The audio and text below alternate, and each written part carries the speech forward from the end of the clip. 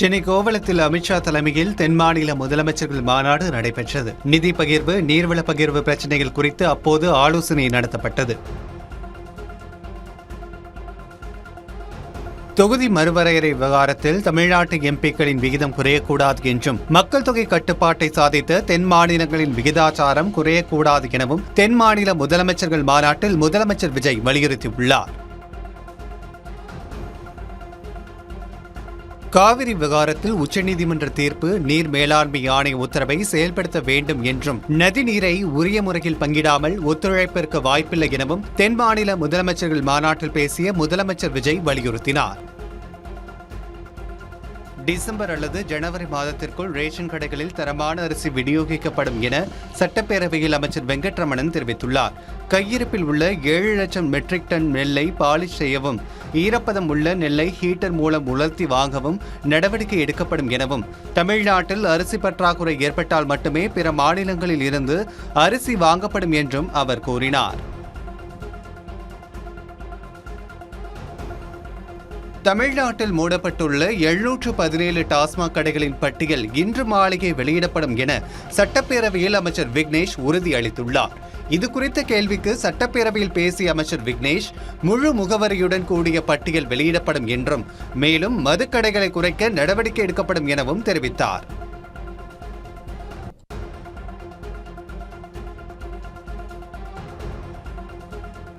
Saudi அரேபியாவில் தாக்குதலில் உயிரிழந்த மயிலாடுதுறையைச் சேர்ந்த மீனவர் மாவீரன் உடலை சொந்த ஊருக்கு கொண்டுவர நடவடிக்கை எடுக்க வேண்டும் என சட்டப்பேரவையில் எடப்பாடி பழனிசாமி கவன ஈர்ப்பு தீர்மானம் கொண்டு வந்தார். இதுகுறித்து பாமக, மதிமுக உள்ளிட்ட கட்சிகளின் உறுப்பினர்களும் கோரிக்கை விடுத்தனர். இதையடுத்து விளக்கமளித்த அமைச்சர் ஆதவ் அர்ஜுனா, உடலை தமிழ்நாடு கொண்டுவர நடவடிக்கை எடுக்கப்பட்டு வருவதாகவும், அங்கு விசாரணை நடைபெறுவதால் தாமதம் ஏற்பட்டுள்ளதாகவும் தெரிவித்தார்.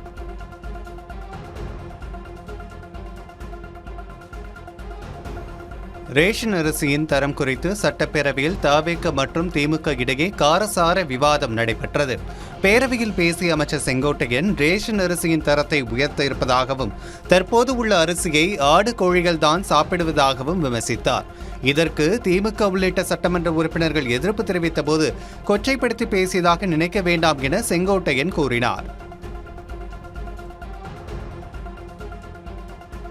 மாணவர்களின் போராட்டத்தை தடுக்கும் எண்ணம் அரசுக்கு இல்லை என்று சட்டப்பேரவையில் அமைச்சர் விஸ்வநாதன் விளக்கம் அளித்துள்ளார். இடதுசாரி போராட்டங்களில் மாணவர்கள் பங்கேற்க தடை விதிக்கும் சுற்றறிக்கை தொடர்பாக மார்க்சிஸ்ட் உறுப்பினர்கள் கவன ஈர்ப்பு தீர்மானம் கொண்டு வந்தனர். அப்போது பேசிய அமைச்சர் விஸ்வநாதன், கல்லூரிகளுக்கு அனுப்பப்பட்ட சுற்றறிக்கையில் தவறுதலாக சில வாசகங்கள் இடம்பெற்றன, உடனடியாக சுற்றறிக்கை வாபஸ் பெறப்பட்டது என்றும், இதில் உள்நோக்கம் இல்லை என்றும் குறிப்பிட்டார். அம்பேத்கர் கல்வி உதவித்தொகை வழங்கப்படவில்லை என தவறான செய்தி பரப்பப்படுவதாக சட்டப்பேரவையில் அமைச்சர் வன்னியரசு தெரிவித்துள்ளார். இதுகுறித்து சட்டப்பேரவையில் விளக்கம் அளித்த அமைச்சர் வன்னியரசு, மலேசியாவில் பயின்று வரும் மாணவருக்கு 48 லட்சம் ரூபாய் உதவித்தொகை முழுமையாக வழங்கப்பட்டு விட்டது என்று தெரிவித்தார். சேலம் மாவட்டம் மேட்டூர் அணைக்கு வரும் நீரின் அளவு வினாடிக்கு 11,000 கனஅடியாக குறைந்துள்ளது. மேட்டூர் அணைக்கு வினாடிக்கு 12,106 கனஅடியாக இருந்த நிலையில் 11,366 கனஅடியாக குறைந்துள்ளது. நீர்மட்டம் 84.27 அடியாக உள்ளது. புதுக்கோட்டை மாவட்டம் பொன்னமராவதி அருகே கிராம நிர்வாக அலுவலர் கட்டிட மேற்கூரை இடிந்து விழுந்ததில் கிராம நிர்வாக அலுவலர் அதிர்ஷ்டவசமாக உயிர் தப்பினார். ஆலவயல் பகுதியில் கடந்த 24 ஆண்டுகளுக்கு முன்பாக கட்டப்பட்ட கிராம நிர்வாக அலுவலகம் சேதமடைந்து காணப்பட்டது. இந்த நிலையில் கடந்த சில நாட்களாக பெய்த மழையில் ஊறிப்போன அலுவலக கட்டிடத்தின் மேற்கூரை இடிந்து விழுந்துள்ளது. அப்போது கிராம நிர்வாக அலுவலர் அலுவலகத்தில் இல்லாத நிலையில் உயிர் தப்பினார்.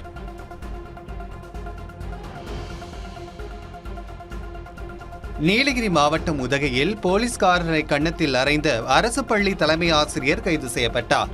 மற்றொரு வாகனத்தின் மீது மோதிவிட்டு நிற்காமல் சென்றுள்ளது. இதுகுறித்து வந்த புகாரை அடுத்து மணிக்கூண்டு பகுதியில் அந்த கார் வந்தபோது போலீசார் தடுத்து நிறுத்தினர்.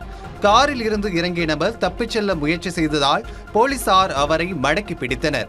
அப்போது ஆத்திரமடைந்த அவர் சீருடையில் இருந்த போலீஸ்காரரை கன்னத்தில் அறைந்துள்ளார்.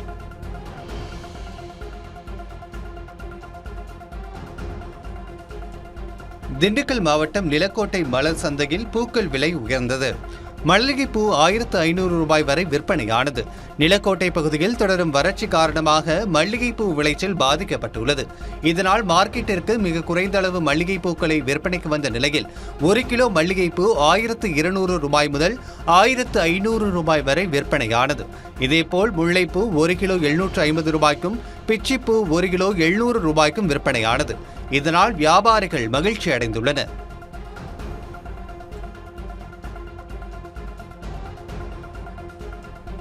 தமிழ்நாடு அரசு செவிலியர் சங்கத்தின் சார்பில் ஈரோடு தலைமை மருத்துவமனையான சூப்பர் ஸ்பெஷாலிட்டி மருத்துவமனையில் பல்வேறு கோரிக்கைகளை வலியுறுத்தி செவிலியர்கள் ஆர்ப்பாட்டத்தில் ஈடுபட்டனர்.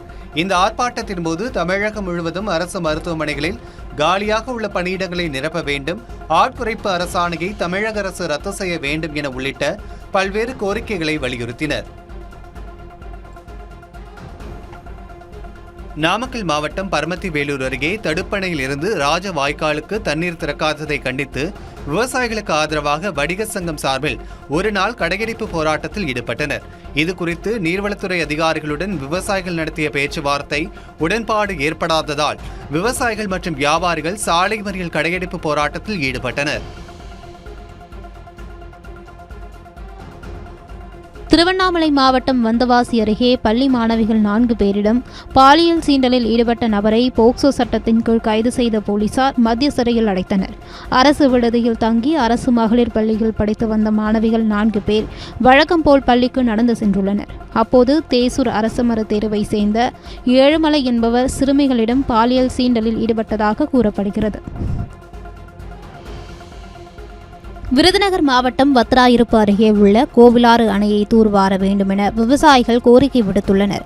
அணை முழுவதும் சீமை கருவேல மரங்கள் ஆக்கிரமித்துள்ளதால் முழுமையாக தண்ணீரை தேக்கி வைக்க முடியாத நிலை உருவாகியிருப்பதால் பொதுப்பணித்துறை அதிகாரிகள் அணையை தூர்வாரி விவசாய பயன்பாட்டிற்கு கொண்டுவர வேண்டுமென கோரிக்கை விடுத்துள்ளனர். திருவள்ளூர் அருகே வயதான தாயை பராமரிக்க முடியாமல் ஓடும் ரயில் முன் தள்ளி கொலை செய்த மகனை கைது செய்த போலீசார் விசாரணை செய்து வருகின்றனர். உடல்நலம் பாதிக்கப்பட்டிருந்த மூதாட்டி குடும்ப ஓய்வூதியமாக மாதம் 45,000 ரூபாய் பெற்று வந்த நிலையில் அதனை வைத்து மருத்துவமனையில் சிகிச்சை பெற்று வந்துள்ளார். இதற்கிடையே தாயை பராமரிக்க முடியாத நிலையில் மகன் பார்த்தசாரதி மூதாட்டியை மணவூர் ரயில் நிலையத்தில் ஓடும் ரயில் முன்பு தள்ளி கொலை செய்துள்ளார்.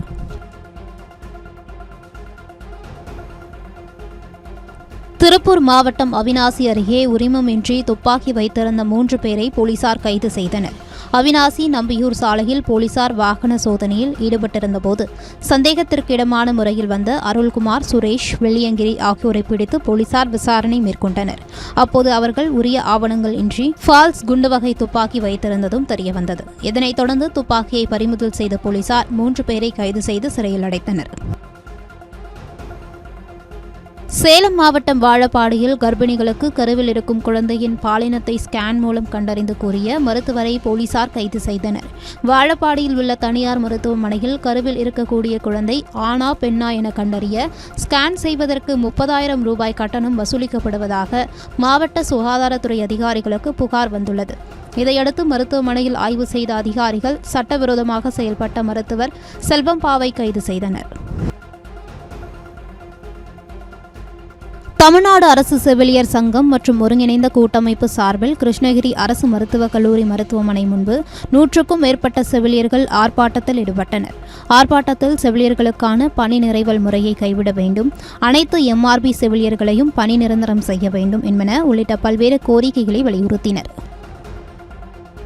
சேலம் மாவட்டம் மேட்டூரில் சாலையில் சென்ற அரசு பேருந்தின் பின்பக்க கண்ணாடி தானாக விழுந்து நொறுங்கியதால் பயணிகள் அச்சமடைந்தனர்.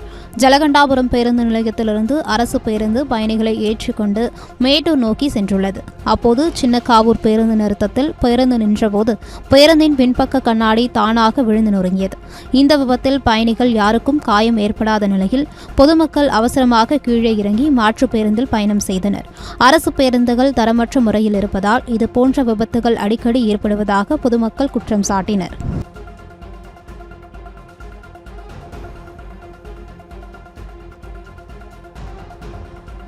நெல்லை மாவட்டம் வடுகன்பட்டி பகுதியில் உள்ள தனியார் காகித ஆலையில் தீ விபத்து ஏற்பட்ட நிலையில் தீயை அணைக்க முடியாமல் தீயணைப்பு வீரர்கள் திணறுகின்றனர். தனியார் பேப்பர் ஆலையில் திடீரென தீப்பற்றி மளமளவென எரிந்துள்ளது. ஆலையில் கட்டுக்கட்டாக வைக்கப்பட்டிருந்த பேப்பர் கழிவுகள் மற்றும் காகித வண்டல்கள் தொடர்ந்து கொழுந்துவிட்டு எரிந்து வருவதால் அப்பகுதி முழுவதும் கடும் கரும்புகை சூழ்ந்து காணப்பட்டுள்ளது. ஈரோடு மாவட்டம் தாளவாடி மலைப்பகுதியில் வாழை மரங்களை சேதப்படுத்திய காட்டு யானைகளை வனத்துறையினர் வனப்பகுதிக்குள் விரட்டினர். வனப்பகுதியில் இருந்து வெளியேறிய 2 காட்டு யானைகள் நெய்தாளபுரம் கிராமத்திற்குள் நுழைந்து விவசாய தோட்டங்களில் விளைவிக்கப்பட்டுள்ள வாழை மற்றும் காய்கறிகளை சேதப்படுத்தியது. இதுகுறித்து விவசாயிகள் வனத்துறையினருக்கு தகவல் தெரிவித்ததன் பேரில் அங்கு வந்த வனத்துறை அதிகாரிகள் ரோந்து வாகனத்தில் சைரன் ஒலி எழுப்பி யானையை வனப்பகுதிக்குள் விரட்டினர். காஞ்சிபுரம் அருகே புதிய வீடு கட்டுமான பணியின் போது உயர் அழுத்த மின்சார கம்பியிலிருந்து மின்சாரம் தாக்கியதில் வெல்டிங் பணியாளர் சம்பவ இடத்திலேயே உயிரிழந்தார். 2வது மாடியில் மேற்கூரை அமைக்கும் பணிக்கு தேவையான இரும்பு கம்பிகளை காஞ்சிபுரத்தை சேர்ந்த வெல்டிங் தொழிலாளி கன்னியப்பன் இரும்பு கம்பிகளை தூக்கி சென்றபோது எதிர்பாராத விதமாக அருகில் சென்ற உயர் அழுத்த மின்சார கம்பியின் மீது இரும்பு ராடு உரசியதால் மின்சாரம் பாய்ந்து கன்னியப்பன் பரிதாபமாக உயிரிழந்தார்.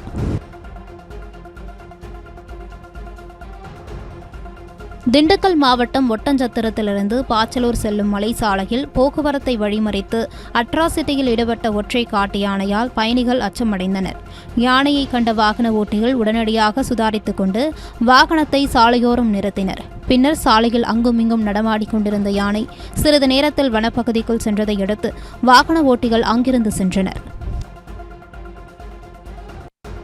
கன்னியாகுமரி மாவட்டம் கள்ளக்கடலில் சீற்றம் அதிகரிப்பால் சுற்றுலா பயணிகள் கடலில் இறங்க தடை விதிக்கப்பட்டுள்ளது. கன்னியாகுமரி கடல் பகுதிகளில் சுற்றுலா பயணிகள் இறங்கி குளித்துக் கொண்டிருந்தனர். அப்போது திடீரென கடலில் அதிகம் சீற்றம் காணப்பட்டதால் சுற்றுலா பயணிகளை போலீசார் அவசரமாக வெளியேற்றினர். மதுரை மேலூர் அருகே முறையாக குடிநீர் வழங்க வலியுறுத்தி பெண்கள் காலிக்குடங்களுடன் சாலை மறியலில் ஈடுபட்டனர். தொடர்ந்து தண்ணீர் வழங்க நடவடிக்கை எடுப்பதாக உறுதியளித்ததால் போராட்டத்தில் ஈடுபட்டவர்கள் கலைந்து சென்றனர். மேலும் சாலை மறியல் காரணமாக அப்பகுதியில் போக்குவரத்து பாதிக்கப்பட்டது. திருப்பூர் மாவட்டம் காங்கேயம் அருகே விளைநிலங்களில் எண்ணெய் குழாய் பதிக்கும் பணியை விவசாயிகள் தடுத்து நிறுத்தியதால் பரபரப்பு ஏற்பட்டது. ஓலப்பாளையம் பகுதியில் பாரத் பெட்ரோலியம் கார்ப்பரேஷன் நிறுவனத்தின் சார்பில் விளைநிலங்கள் வழியாக குழாய் பதிப்பதற்கான பணிகள் தொடங்கப்பட்டன. இதற்காக கிரேன் போக்லைன் இயந்திரம் வரவழைக்கப்பட்டதை அறிந்த விவசாயிகள் அதிகாரிகளுடன் வாக்குவாதத்தில் ஈடுபட்டனர். திண்டுக்கல் மாவட்டம் கொடைக்கானலில் நடிகர் சசிகுமார் கடந்த 8 ஆண்டுகளுக்கு முன் நடவு செய்த மரத்தை கண்டு பூரிப்படைந்தார். நடிகரும் இயக்குநருமான சசிகுமார் கடந்த 2018ஆம் ஆண்டு கொடைக்கானலில் பல்வேறு நிகழ்ச்சிகளில் கலந்து கொண்டபோது நட்சத்திர ஏரி அருகே ருத்ராட்ச மரக்கன்றை நடவு செய்தார். தற்போது அந்த மரம் நன்றாக வளர்ந்துள்ள நிலையில் தற்போது கொடைக்கானல் வந்த சசிகுமார் 8 ஆண்டுகளுக்கு முன் நடவு செய்த மரத்தை கண்டு பூரிப்படைந்தார். ஈரோடு மாவட்டம் சத்தியமங்கலம் அருகே கரும்பு கிடைக்காத ஆத்திரத்தில் சாலையோரம் நின்ற சரக்கு வாகனத்தை காட்டு யானைகள் சேதப்படுத்த முயன்ற சம்பவம் பரபரப்பை ஏற்படுத்தியுள்ளது. வனப்பகுதியில் இருந்து உணவு தேடி வெளியேறிய காட்டு யானைகள் கூட்டம் ஒன்று மைசூரு தேசிய நெடுஞ்சாலையில் உலா வந்துள்ளது. அப்போது சாலையோரம் பழுதாகி நின்றிருந்த ஒரு சரக்கு வாகனத்தில் கரும்பு உள்ளதாகின தேடிய காட்டு யானைகள் அதில் கரும்பு இல்லாத ஆத்திரத்தில் வாகனத்தை சேதப்படுத்த முயன்றது. கோயம்புத்தூர் மாவட்டம் புளியங்கண்டி அருகே விவசாய நிலங்களுக்குள் புகுந்த காட்டு யானைகள் 10க்கும் மேற்பட்ட தென்னை மரங்களை வேருடன் பிடுங்கி சேதப்படுத்தியுள்ளது. ஆழியாறு வனப்பகுதியிலிருந்து வெளியேறிய காட்டு யானைகள் கூட்டம் விவசாயி புலிராசு என்பவருக்கு சொந்தமான விவசாய தோட்டத்திற்குள் புகுந்து 10க்கும் மேற்பட்ட தென்னை மரங்களை வேருடன் பிடுங்கி சேதப்படுத்தியதோடு குருத்துகளை சாப்பிட்டு சென்றது.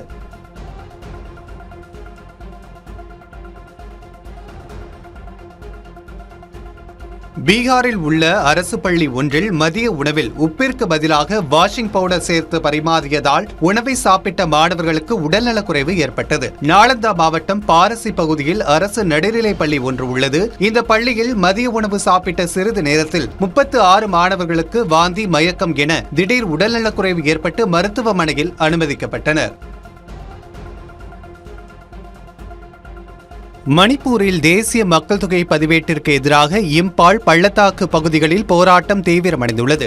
மணிப்பூரில் மக்கள் தொகை கணக்கெடுப்புக்கு முன்பாக தேசிய குடிமக்கள் பதிவேட்டை புதுப்பிக்க வேண்டும் என வலியுறுத்தி இம்பாலில் மக்கள் தீவிர போராட்டத்தில் ஈடுபட்டுள்ளனர். போராட்டத்தை கட்டுப்படுத்துவதற்காக காவல்துறையினர் தடுப்புகளை அமைத்துள்ளதால் அங்கு பதற்றமான சூழல் ஏற்பட்டுள்ளது.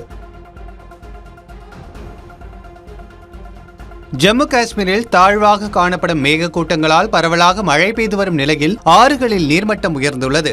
தோடா மாவட்டம் மற்றும் அதன் சுற்றுவட்டார பகுதிகளில் பெய்து வரும் தொடர் மழையால் கடும் குளிர் ஏற்பட்டுள்ளது. மேலும் மழையின் காரணமாக அப்பகுதியில் பாயும் முக்கிய ஆறுகளில் நீரின் வேகம் மற்றும் நீர்மட்டம் அதிகரித்துள்ளது.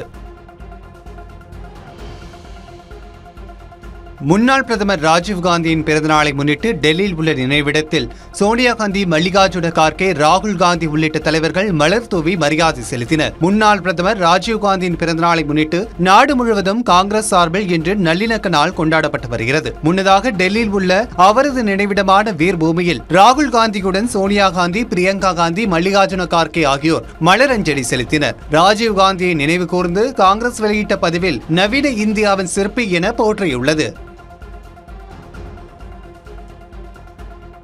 கேரளம் தமிழக எல்லையில் சோதனை சாவடி அருகே நிறுத்தி வைக்கப்பட்டிருந்த லாரி திடீரென நகர்ந்து சென்றதில் 3 ஐயப்ப பக்தர்கள் நூல் இழையில் உயிர் தப்பினர். தமிழகத்தில் இருந்து மின்சார உபகரணங்களை ஏற்றி சென்ற லாரி தமிழக கேரளம் எல்லையில் எக்ஸைஸ் சோதனை சாவடியில் நிறுத்தப்பட்டிருந்தது. அப்போது திடீரென பிரேக் தளர்ந்ததால் முன்னோக்கி சென்ற லாரி சாலையின் எதிர்ப்புறம் இருந்த 3 கட்டைகளின் மேல் மோதியது. அப்போது கடைகளின் அருகே நின்றிருந்த ஐயப்ப பக்தர்கள் லாரி வருவதைக் கண்டு அங்கிருந்து நகர்ந்ததால் நூல் இழையில் உயிர் தப்பினர். உலக வரலாற்றிலேயே மிக கடுமையான பொருளாதார தடைகள் ஈரான் மீது விதிக்கப்படும் என அமெரிக்க அதிபர் டிரம்ப் எச்சரிக்கை விடுத்துள்ளார். ஈரானுடன் போர் நிறுத்த ஒப்பந்தம் முடிவுக்கு வராத நிலையில் டிரம்ப் தனது சமூக வலைதள பக்கத்தில் இந்த அறிவிப்பை வெளியிட்டுள்ளார். பிரேசில் நாட்டில் பேருந்தும் லாரியும் நேருக்கு நேர் மோதிய விபத்தில் 21 பேர் பரிதாபமாக உயிரிழந்தனர். தெற்கு பிரேசிலின் இம்பிடுவா பகுதியில் இந்த கோர விபத்து நிகழ்ந்துள்ளது. பேருந்தும் லாரியும் வேகமாக நேருக்கு நேர் மோதியதால் அதில் பயணித்த 28 பேரில் 21 பேர் நிகழ்விடத்திலேயே உயிரிழந்தனர். பல்வேறு மருத்துவ நிலையங்களுக்கு செல்வதற்காக நோயாளிகள் பலர் அந்த பேருந்தில் பயணித்ததாக கூறப்படுகிறது. இந்த விபத்து குறித்து காவல்துறையினர் விசாரணை நடத்தி வருகின்றனர்.